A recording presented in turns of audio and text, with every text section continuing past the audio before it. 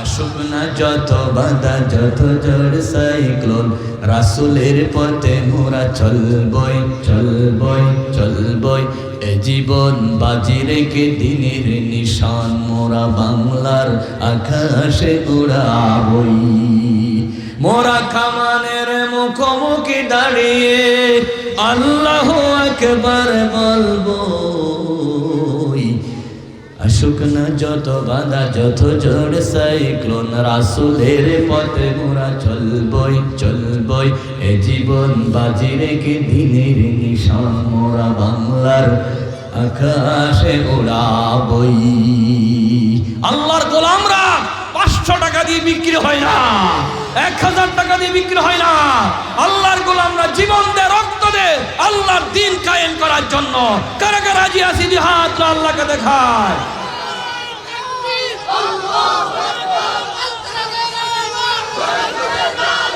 আল্লাহর জমিনে আল্লাহর দ্বীন কায়েম করার জন্য ইমাম হুসাইনের কল্লা চলে গেল।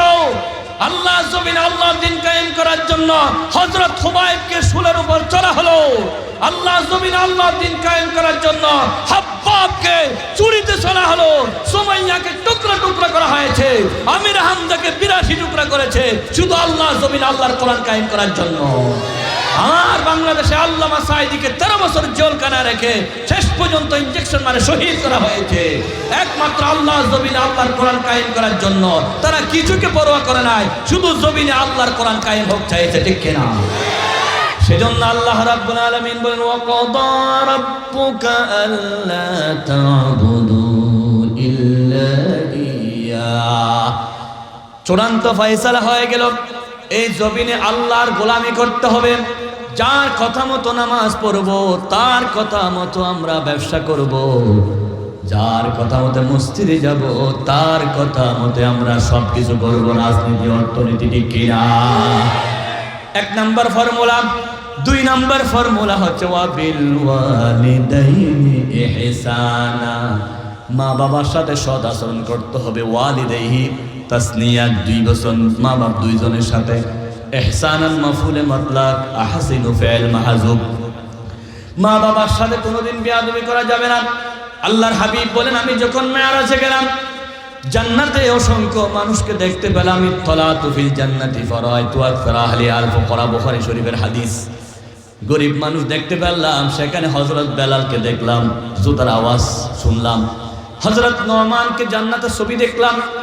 জান্নাত থেকে এসে নোমানকে জিজ্ঞাসা করি, নোমান কি আমল করো? হযরত নোমান বলে, হুজুর আমি আমার মায়ের সেবা করি, আমার বাবার সেবা করি। রাসূল বলেছেন, কাযালিকুমুল বীর কাযালিকুমুল বীর কাযালিকুমুল বীর।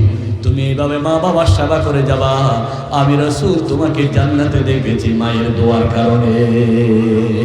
আল্লাহর পরে নবী আমার, তারপরে মা জননী, মাঝে আমার নয়নের মনি।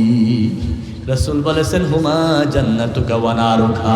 তোমার মা বাপ তোমার জন্য জান্নাত, তোমার মা বাপ তোমার জন্য জাহান্নাম। মা বাপকে রাজি করবেন। আল্লাহর হাবিব রমজান মাসের আগে জুমায় খুতবা দিতে গিয়ে 3 বার আমিন বলেছে। কয়বার? ইয়া রাসূলুল্লাহ 3 বার কেন আমিন বললেন? রাসূল বলেন, আমি প্রথম খুতবা দিতে গিয়ে জিবরাইল এসে আমাকে বললেন, যারা মা বাপ পেল খেদমত করলো না তাদের উপর অভিশাপ।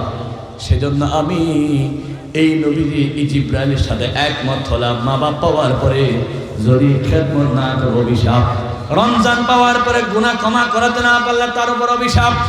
নবীর নাম শুনে দরুদ না পড়লে তার উপর অভিশাপ। ইয়া রাসূলুল্লাহ রমজানের আগে কেন হাদিসটা বললেন? বলে সামনে রমজান মাস, রোজা আসতেছে, সারাদিন মানুষ রোজা রাখবে, কষ্ট করবে। আপনারা রোজা রাখবেন কিনা? আমার ভাইয়েরা, রোজা যারা রাখবেন, যাদের মা বেঁচে আছে একটু হাতটা তুলুন। যাদের মা বেঁচে আছে অথবা আব্বা বেঁচে আছে, লিল্লাহি তাকবীর, হাত দুটা আরো তুলুন। আমার সাথে ওয়াদা করুন, আগামীকাল অথবা পরশুদিন ঘরে গেলে অথবা আজকে রাত্রে গেলে হাত দুইটা মায়ের কদমে রাখবেন। মায়ের পা ধরে বলবেন, মা তুমি মাফ করে দাও। তুমি যদি নারাজ, আবার হাত নামান। তুমি যদি নারাজ হও, আমার রোজা কবুল হবে না, আবার কোনো ইবাদত আল্লাহর কাছে কবুল হবে না।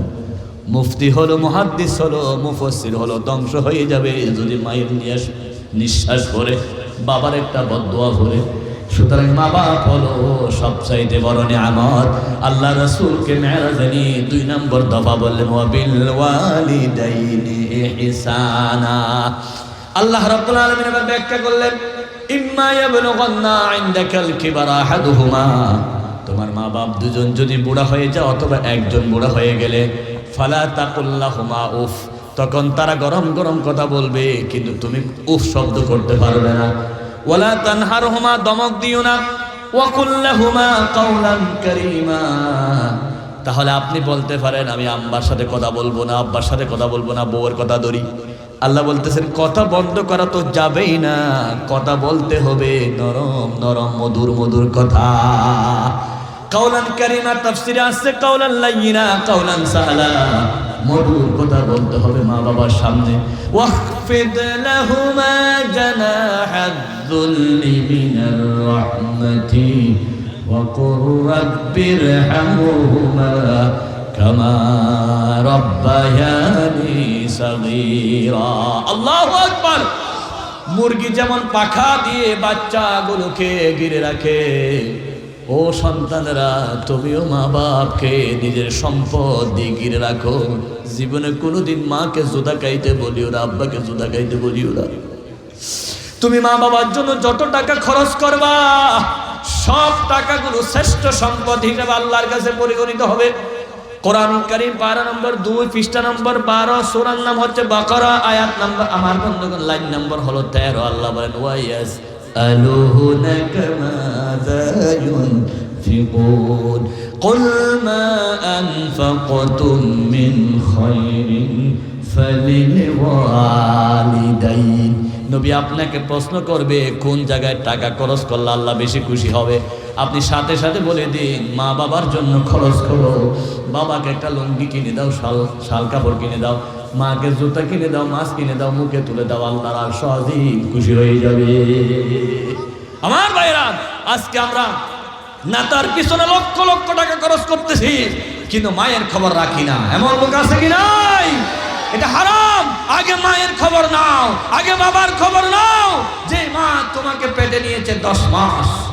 আল্লাহ কোরআন শরীফে 3টা যুক্তি দিয়েছেন। পারা নম্বর 24 পৃষ্ঠা নম্বর 2, সূরার নাম আহকাফ, আয়াত 15 লাইন নম্বর 11 রুকু 2।